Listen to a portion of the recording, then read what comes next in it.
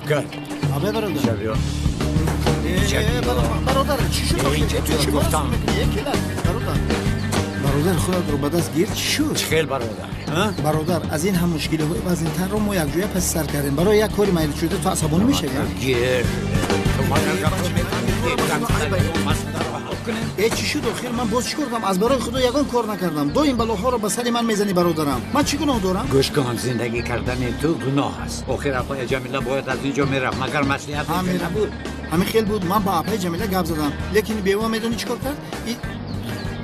بابی اکرم گفت که ما اپای دوملوزیا هستم این پیرخر باشه او را گرفته به خانه در آورد همینجا من گناهکارم کنی گپ زد مدام این خیلی گپ است چرا با من نگفتی چیکار میگفتم من خوب بودم خستم که اون نیست بیرون برمونم در بیرون با اون پیرخر چخچخ دارم من اون را دیگه چی گم میترسیدم اوه تو اگر از من میترسیدی قمار بازی کرده سری ما رو با اینجا بیا ایست تو گفتم ایست اگه کنون دیگه دوملو را میکشم تو خدا جزایت را دهد اگه کنون بخشش زیاد ندیدیم تا بردار مراجعی که میخری یه حیوانی بیشاق داملا کرده راست این احمق چیکار کرد که شما رو اینقدر دمانده ایستاده است ها اگر یگان کار باشه در حال حل کنم مولا کلاس گفت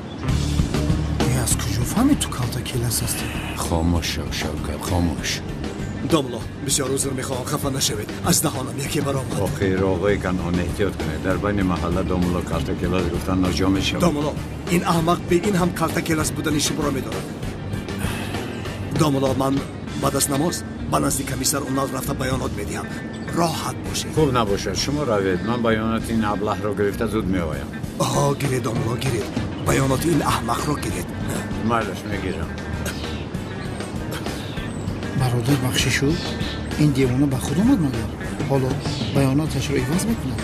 همش تمام شد یا الله خاموش شو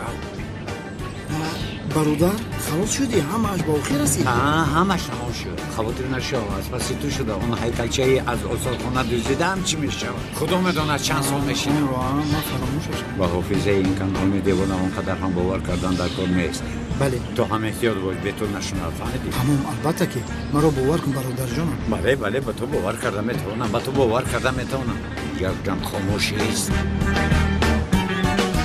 به کجا